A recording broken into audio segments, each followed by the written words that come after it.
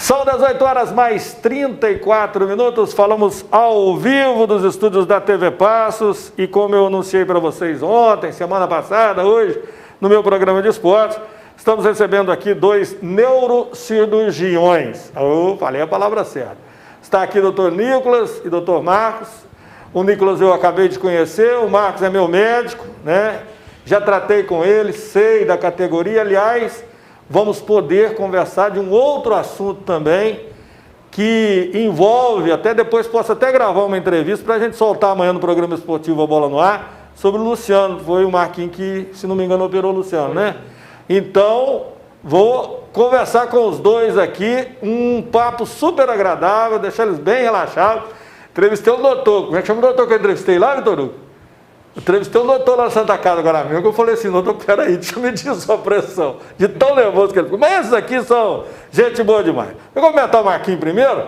Marquinhos, boa tarde, um prazer muito grande te receber aqui na TV Passos pela primeira vez. Boa tarde, Zé Carlos. É um prazer estar aqui com vocês, com o Nicolas, meu colega de neurocirurgia, e com vocês aqui para a gente falar um pouco sobre a neurocirurgia e sobre o novo serviço que a gente está desenvolvendo lá no Hospital da Unimed de Passos. Tá certo, doutor Nicolas, prazer muito grande recebê-lo aqui. Prazer, boa tarde. Boa tarde, prazer, Zé Carlos. É um imenso prazer estar aqui na TV Passos, junto com o meu colega Marcos. E nós vamos hoje bater um papo sobre neurocirurgia, sobre as principais doenças, falar um pouco sobre esse novo fomento do serviço do Hospital da Unimed, e fica à disposição da população aí para tirar dúvidas também. Tá certo. Antes de começar aqui, Marquinhos, a Lúcia está mandando um abraço, você foi o anjo da guarda da tia Carminha, da mamãe Carminha. Um abração para ela. Antes, o Marquinhos todo mundo conhece, né? É um médico renomado da nossa cidade. Agora fala um pouquinho de você primeiro, Nicolas. Você veio lá de Paracatu. Isso, sou de Paracatu, minha família toda de lá, família conhecida da região, Rabelo. Lá eu comecei a fazer a faculdade de medicina na faculdade de Atenas. Atenas de lá, né? É de lá.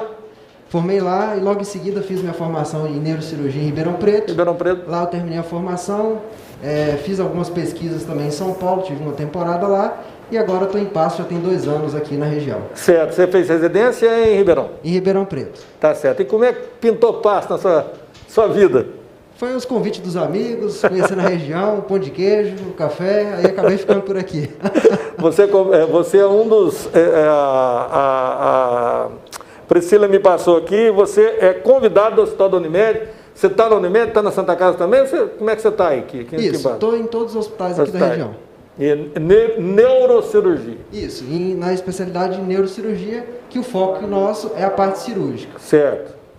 Marquinhos, neurocirurgião opera só a cabeça? Não. A neurocirurgia, nós trabalhamos tanto na questão de cirurgias da coluna, quanto cirurgias da cabeça. Né? Além disso, podemos fazer também as cirurgias dos nervos periféricos. Tudo que envolve a parte que tenha o componente neurológico, nós trabalhamos do ponto de vista neurocirúrgico também. Tá certo. Nós estamos aqui hoje, e a audiência aqui, graças a Deus, está muito boa, viu, gente? Só no Facebook nós estamos com 170 pessoas assistindo a gente. Pessoal, se vocês tiverem alguma dúvida, os doutores estão aqui para responder a sua dúvida. E daqui a pouquinho, infelizmente, a gente vai falar da primeira morte de um paciente com a doença de Covid. Então você fica ligado aqui que a gente vai falar, infelizmente, faleceu agora há pouco, na Santa Casa de Passos, o primeiro paciente de Covid. Daqui a pouquinho todos esses detalhes. E o doutor Nicolas também vai falar um pouquinho da experiência que ele está fazendo aí sobre o Covid. Mas, gente, o Hospital da Unimed, que agora é o Hospital da Unimed, comprou novos equipamentos, adquiriram novos equipamentos. Quais foram esses equipamentos? Quem poderia falar de vocês dois sobre esses equipamentos para mim? Eu vou dar uma geral para a população entender um pouco, complementando a palavra do Marcos. A neurocirurgia, pessoal, nós cuidamos tanto de doenças cerebrais e da coluna. E também envolvemos a parte infantil. Então, as criancinhas que também nascem com malformações, líquido aumentado na cabeça, que a gente chama de hidrocefalia. Então, essa parte toda nós cuidamos. Então, a neurocirurgia, para ter qualidade, precisamos de ater aos detalhes. E detalhes nós precisamos de tecnologias, Zé Carlos. Então, não é possível fazer qualidade em neurocirurgia se não tiver tecnologia. Então, o hospital, prontamente fizemos reuniões e dessas reuniões nós definimos os materiais básicos aí para operacional em neurocirurgia, principalmente no que a gente chama de microcirurgia. O que seria isso? É o uso basicamente do microscópio. O microscópio é um aparelho e nós temos lentes, essas lentes de grande aumento, e nós conseguimos ver pequenas estruturas no cérebro para fazer cirurgias, como tumores, aneurismas, cirurgias mais delicadas. Então, dessa forma, esse equipamento ele nos auxilia nisso. O diferencial é que conseguimos injetar contraste nesse equipamento, então tumores, ele consegue ficar amarelo, por exemplo. Então, nós conseguimos realçar o tumor e, para o cirurgião, mais confortável, menor tempo cirúrgico, melhor qualidade aí durante a cirurgia. Tá certo. Vocês operam totalmente, como se diria, um avião funcionando por instrumento. Perfeito. Seria mais ou menos isso. Até o corte é menor. Isso. Uma cirurgia, ela inicia antes da cirurgia mesmo. Claro. Ela inicia na conversa entre colegas, a gente define, examina o paciente, nós conversamos com ele. Depois disso, a gente faz um pacto, né? Eu falo que uma consulta médica é uma consultoria. Naquele momento ali, no consultório, a gente faz esse pacto com o paciente. Se é de acordo com a cirurgia, a gente discute as estratégias entre nós. E, baseado nisso, a gente faz uma série de checklists. Esse checklist, durante a cirurgia, é feito em comum acordo com toda a equipe. Então, a equipe não é só neurocirurgiões, é de anestesista, fisioterapeuta no pós, enfermagem. Então, baseado nisso, nós fazemos todos esses checklists para a preparação da cirurgia. Então, é como se fosse pilotar o avião mesmo. Tá certo. Se é uma cirurgia, Marcos, se é uma cirurgia programada, você já tem lá um raio-x ou até mesmo uma ressonância, né? Agora, sim, quando é um caso de emergência, vocês têm tempo de fazer os exames pré-operatórios? Sim. Hoje, com o advento principalmente do tomógrafo, o tomógrafo é um aparelho hoje que ele é muito rápido. Então, em casos de traumas, de emergências, de hemorragia, a gente consegue definir muito bem qual é a lesão que nós temos e qual a estratégia melhor possível para realizar a cirurgia.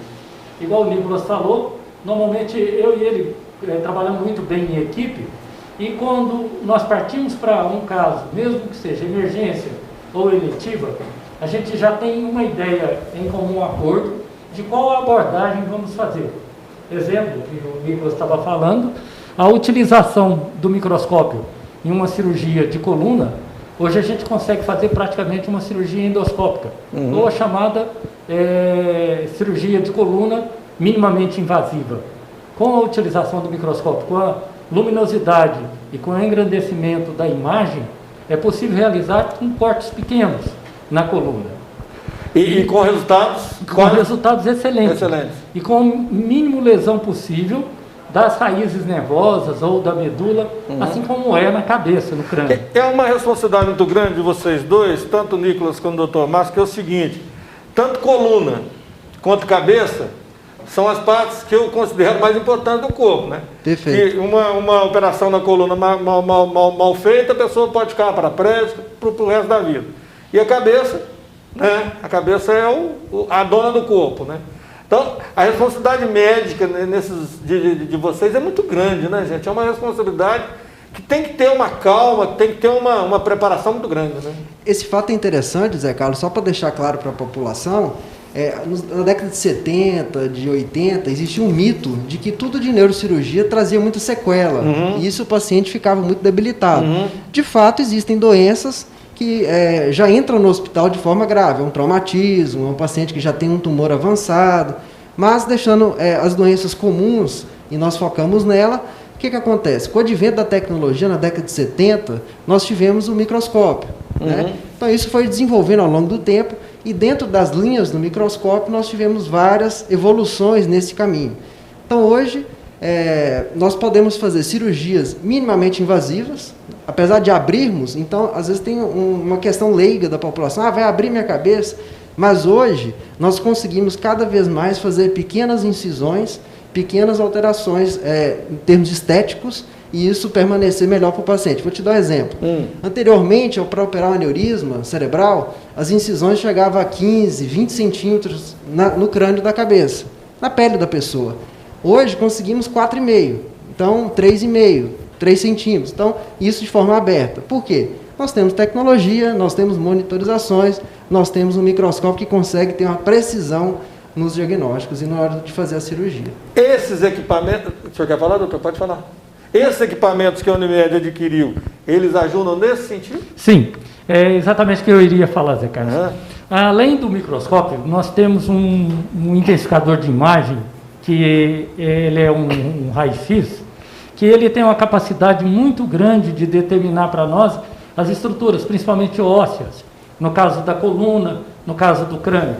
A gente consegue fazer hoje, dentro do nosso bloco cirúrgico na Unimed, uma sala que a gente considera como mista. A gente pode utilizar o microscópio conjuntamente com o intensificador de imagem. Conseguimos localizar as estruturas com o intensificador e utilizamos o microscópio em abordagens pequenas. Isso traz uma segurança muito grande, por determinar qual ponto exato que temos que entrar. Isso não nos deixa perdidos durante uma cirurgia. A gente fica muito bem guiado.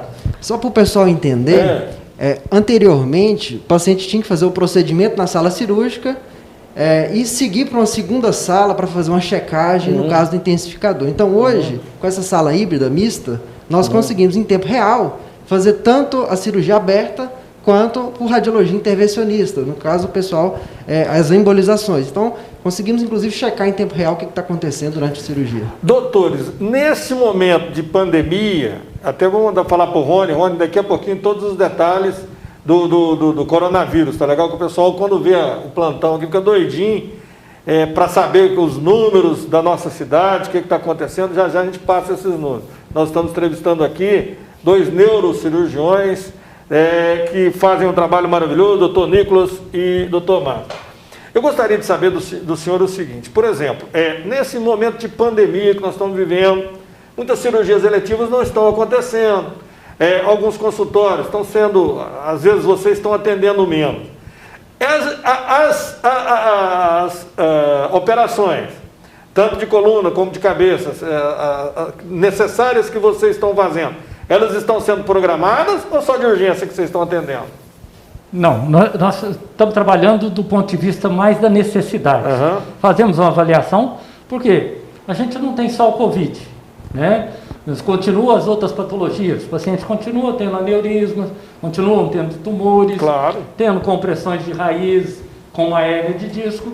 Então, para esses pacientes, a gente está mantendo o mesmo tratamento, procurando fazer. Aquelas cirurgias que a gente considera eletivas, que é possível realizar em outro tempo, que não traz risco de vida nem sofrimento para os pacientes, nós temos que aguardar um momento certo, né? Mas continuamos trabalhando e trabalhando bastante, né? Temos realizado várias cirurgias no sentido de amenizar o sofrimento das pessoas, né? Temos tomado o maior cuidado em relação a esses pacientes no hospital, né? São pacientes que são em outras alas em relação ao que é tratado o Covid, para poder amenizar o risco do paciente de adquirir uma doença nesse sentido. Aqui na Santa Casa eu já acompanhei, existe toda uma separação, está tudo muito bem organizado, e lá no Hospital da Unimed é a mesma coisa? A mesma coisa, é todo separado. Nós temos um infectologista que é o Sérgio, que toma conta lá do Hospital da Unimed. Ele esteve aqui. Isso, e o Sérgio, ele consegue contornar muito bem isso, não tendo tido nenhum problema, nenhum risco maior, a princípio, nos pacientes que trabalhamos com eles. Esses aparelhos que chegaram aqui, né, uma outra pergunta antes, quais as cirurgias recentes que vocês realizaram, que vocês poderiam dar um exemplo para a gente aqui? Ótima pergunta, Zé Carlos. É importante a população entender o que é urgência em neurocirurgia, a principal coisa. Então, faça até um apelo à população aqui em se proteger em questão de acidentes, em se proteger em questão de motos, carros, porque estamos recebendo uma quantidade grande de pacientes que têm acidentes de trânsito, que têm fraturas de coluna e que, não invariavelmente, precisa ser feita a cirurgia para fazer essas correções, Zé Carlos. Então, acaba que é uma cirurgia de emergência, porque existe essa possibilidade dessa fratura de coluna, fratura cerebral. Então, isso acaba criando risco para o paciente, inclusive de contaminação no período que nós estamos vivendo. Mas estamos diante de uma situação de emergência. Então, toda vez que o paciente tem risco, que algo está crescendo na cabeça, um volume, e esse volume está aumentando, o que a gente chama de pressão intracraniana, faz a necessidade aí de fazermos a cirurgia de urgência. Quem tem algum problema, doutor, assim, o sintoma, deve procurar especialistas o mais rápido possível. Quem não pode procurar especialista, procurar a rede municipal de saúde, não deixar passar. Ótimo. Essa pergunta é necessária para nós entendermos o que são os sinais de alerta de pressão aumentada na cabeça, por exemplo. Dor de cabeça que está persistindo. Então, vamos supor que eu tenho enxaqueca. E essa enxaqueca, ela piorou. Ela está assim, eu consigo entender que ela é pior da minha vida. Cefaleia, que a gente chama de trovoada, dor de cabeça carregada de náusea, vômito. O paciente fica inquieto, seguido de febre, que não era para ter, você entendeu?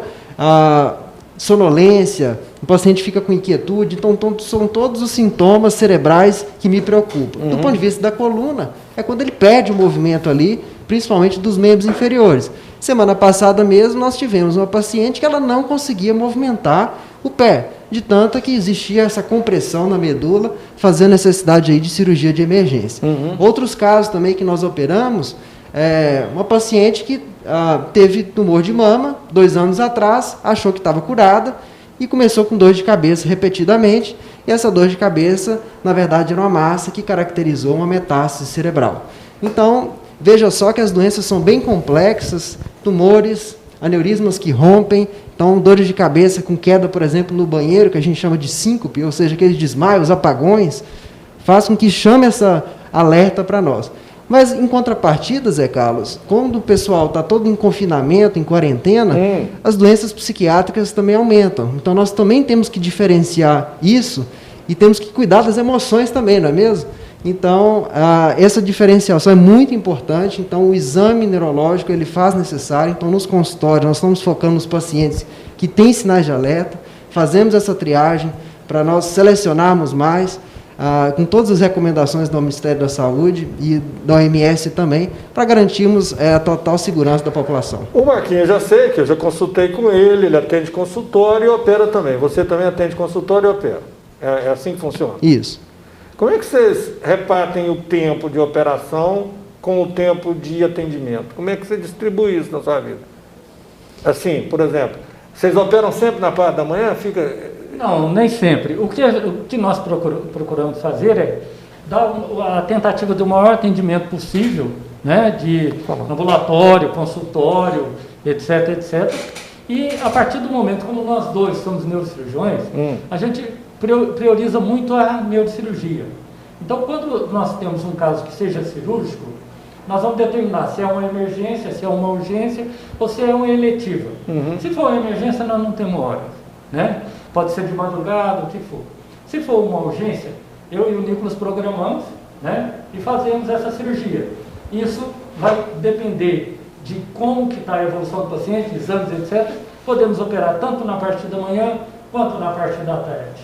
Né? Aí depende da urgência. Depende do horário. Eu só vou dar um recado aqui, tem muita gente perguntando sobre o paciente que faleceu. O Vitor Hugo está em contato lá com a Santa Casa, para a gente tentar colocar o doutor... Oi? O boletim já veio com esse falecimento e já a gente vai informar, né? A gente não esperava disso ter acontecido, a gente programou a entrevista com esses 2 brilhantes médicos para falar um pouquinho dessa especialidade, então já todos os detalhes do Covid. Aliás, falando em Covid, doutor Nicolas, o Marquinhos estava me falando aqui que você é pesquisador. O que você está fazendo aí que você pode ajudar a população? Isso, na verdade, eu tenho um lado da assistência, né, como neurocirurgião, que nós já batemos o papo, a parte do ensino também nas faculdades, e também tem um tripé na outra vertente que eu gosto de trabalhar, que é a parte de pesquisa. Então, eu estou em fase de término de doutorado. Nesse doutorado, nós estamos fazendo diversas pesquisas, e como teve essa urgência do coronavírus, nós tivemos que desmembrar algumas situações. Então, estamos fazendo monitorizações não invasivas nesses pacientes, estamos percebendo, né, nos hospitais de grande porte em São Paulo, porque é uma pesquisa multicêntrica, e lá nós percebemos que existem alterações, o que a gente chama de complacência cerebral. O que seria isso, explicando para a população? O cérebro ele tem uma capacidade elástica, vamos dizer assim, ou seja, ele pode, como se fosse uma esponja, hora menor, hora maior. Só que isso existe um limite, ou seja, existem vasos, artérias e veias que irrigam o nosso cérebro. Então, quando ele está mais inchado, vamos colocar assim, ele se torna menos complacente.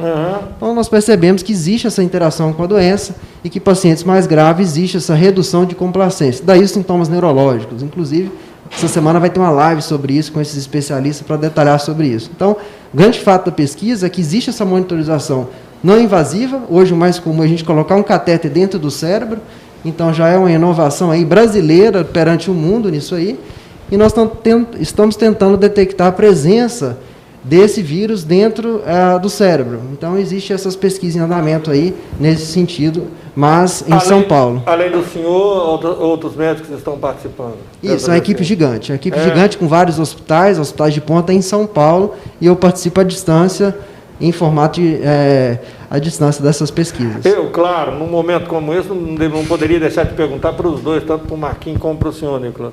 É um momento de se recolher mesmo, com os cuidados maiores que vocês médicos têm que ter também no enfrentamento do dia a dia.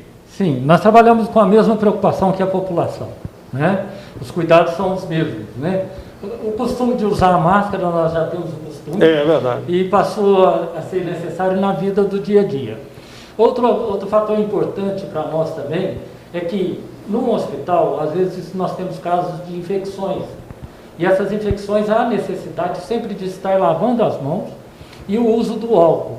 Isso é uma prática corriqueira que nós temos no hospital, que transportamos para a vida cotidiana do nosso dia a dia, certo? Então, isso é que a população tem que tomar o maior cuidado. O distanciamento, o uso da máscara e a lavagem das mãos. Isso são os fatores mais importantes. E em caso de quadro infeccioso, procurar o auxílio no ambulatório ou nos hospitais. Sobre medicamento, é claro que vocês não estão na linha de frente, né? Há muita discussão de esse ou aquele medicamento. Vocês têm alguma opinião formada sobre esse assunto, de um medicamento eficaz, se é esse ou melhor?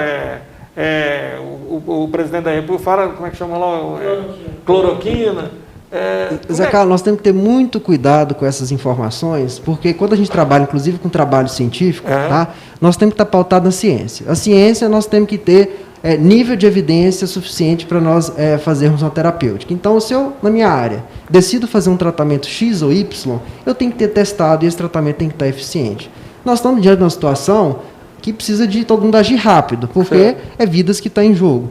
Mas também nós temos que ter a paciência, porque a hipótese nula de uma situação, que isso na ciência a gente mostra isso, ou seja, eu testar medicações para saber o que vai acontecer, eu estou com vidas em risco também, eu não sei os efeitos das medicações. Então aqui eu deixo a reflexão para todos, e que é necessária essa análise crítica, inclusive dos trabalhos. Para todas as medicações, temos bons trabalhos falando bem, falando mal, e, inclusive, eu sou um crítico de todos os trabalhos aí, inclusive eu faço isso na minha prática da ciência, mesmo trabalhos numa revista muito conceituada, existem críticas passivas nisso, e se vocês forem ver no rodapé de vários trabalhos, está lá, é necessário novos testes para fazer novas conclusões. Então, isso é muito importante. Lógico, nós queremos que todo mundo passe bem e a gente passa rápido disso. Então, o que nós temos que fazer é apoiar muito bem a ciência, os órgãos regulamentares, e para que nós tenhamos uma solução para esse tipo de situação. Lógico, existe um apelo a um remédio milagroso, e toda vez que nós apelamos a um remédio milagroso, vou te dar um exemplo. Há uns tempos atrás, falaram que um remédio X, ele curava todos os cânceres. Então, quando a gente tem essa situação, nós temos que acender uma alerta, porque não existe medicação tão amplo que vai atingir todas as doenças ao mesmo tempo. Na verdade, cada vez mais nós estamos vendo que existem medicações específicas para certas doenças específicas, certo? Então, uma vacina seria a solução? A vacina, sim, seria a solução.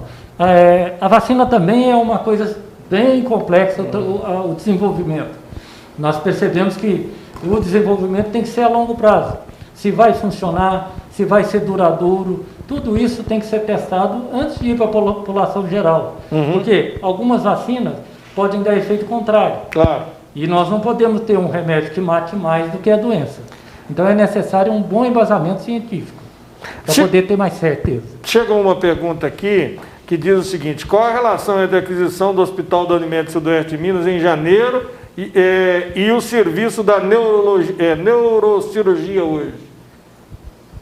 Ó, o serviço, a diferença? O serviço que nós estamos montando no Hospital da Unimed é um serviço novo em termos de trabalho lá. E temos desenvolvido, e a intenção é divulgar esse serviço para toda a região, para todos os pacientes, principalmente Unimed que nós temos, além dos outros convênios que o próprio Hospital da Unimed tem. E qual que é o próximo passo? O próximo passo é desenvolver essa divulgação para a região, para poder crescer esse serviço dentro da neurocirurgia lá na Unimed. Ô, doutor Nicolas, eu vou pedir só um minutinho para o senhor, porque eu tenho um programa de esportes que eu comandei no rádio durante 34 anos na hora do almoço e que, infelizmente, com a mudança do AM para o FM, a Rádio Paz mudou a sua programação e o programa acabou e eu trouxe ele para a TV. E nós temos aqui um menino, né, que é um menino que é de dentro de casa aqui, que é o Lu, que é amigo nosso, joga bola e tomara que jogue. E o Lu foi fazer um servicinho lá no Arena, enquanto estava parado, caiu e está aos cuidados desse doutor aqui. Doutor, olhando para aquela câmera lá, como é que foi a operação do Lu? Como é que está o Lu agora? Explica para esses milhares de pessoas que estão nos assistindo. Bom, o Luciano, ele atualmente ainda está internado no hospital. Ele teve um traumatismo de crânio, foi um traumatismo grave, que fizemos a cirurgia e ele está em um desenvolvimento bom em relação ao que a gente esperava. Vai ser uma melhora lenta, mas progressiva. A cada dia que passamos, ele está um pouco melhor. Temos muito risco ainda, estamos trabalhando com ele o tempo todo, ele está com a equipe de fisioterapeuta, de fono, o pessoal da Santa Casa com um cuidado muito bom, desenvolveu um trabalho muito bom na UTI, na terapia intensiva. Então, todo esse desenvolvimento está aí com uma boa evolução. Foi um traumatismo grave, ele já está no quarto agora, já responde, está com o desenvolvimento da parte da fala um pouquinho ainda alterado, mas em desenvolvimento. Vamos ver com os próximos passos como nós vamos ter esse desenvolvimento dele. Doutor, todo mundo pergunta e nós temos vários grupos de colegas que até moram fora de Paz, que perguntam assim, se tudo correr bem com o Lu, ele vai ter de volta a sua vida, pelo menos a vida normal, para poder conviver, para poder dar aula? Pelo desenvolvimento dele, eu acredito nesse ponto.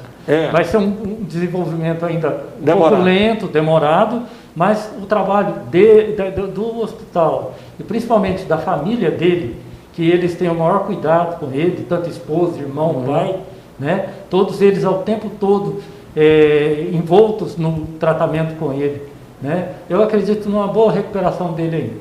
Doutor, explica só o que o Lu teve, só para a gente ver, porque me falaram lá que tem traumatismo de grau 1 até número 15. Ele teve 11. Isso é a escala de coma de Glasgow. Isso. Como ele chegou? Ele chegou em Glasgow 11, que a gente fala. Mas o problema dele maior é que a gente teve um traumatismo que focou principalmente no hemisfério cerebral esquerdo, que é a região do comando, principalmente da fala da gente. E isso é que me preocupou um pouco mais. Mas, graças a Deus, o desenvolvimento dele está mostrando que ele está com a melhora importante nesses aspectos, né?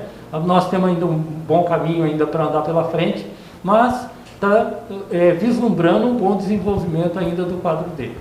Beleza. Nicolas, vou deixar o microfone à sua disposição, se você quiser colocar alguma coisa que eu não fiz. Você pensou que ia ser minha hora, já estamos com 35 minutos de entrevista. Olha como é que fluiu bem. Microfone à sua disposição. É importante salientar à população que o trabalho de neurocirurgia, desde a nossa formação, Zé Carlos, ele é muito longo. Então, isso faz com que nós pecamos pelos detalhes e nós estamos tentando trazer aqui para Passos essa abordagem bem completa, desde a infância, desde o adulto, tá? para atingirmos o máximo de cirurgias possíveis na área de neurocirurgia aqui para a população de Passos e região. Existem projetos para o futuro bem próximo mesmo, de cirurgias inéditas em Minas Gerais. Uma delas eu já vou adiantar para vocês, é a possibilidade, na criança, a criança nasce com a moleira fechada. Então isso preocupa muito as mães, porque o cérebro não consegue crescer necessariamente. Então, esse projeto que já foi iniciado pela nossa colega Gisele Coelho, ela é neurocirurgiã pediátrica em São Paulo, é a possibilidade de fazer um modelo 3D, usando a tecnologia de impressora 3D, nos moldes da tomografia da criança. Então a cabecinha da criança fica igualzinha. Então, nós vamos poder fazer uma prévia dessa cirurgia dias antes, treinando quantidade de equipamento necessário, incisão cirúrgica, tempo cirúrgico. Então, é fantástico essa tecnologia para a população de Passos, entendeu? É a possibilidade única de cirurgia híbrida e com uso de realidade aumentada. Então, isso nós vamos trazer também num futuro bem próximo. Vamos voltar aqui várias vezes, falar mais um pouquinho sobre esse assunto. Vai ser um prazer. Obrigado aos dois pela presença. Obrigado a vocês, Zé Carlos. Obrigado. Boa tarde. Eu que agradeço.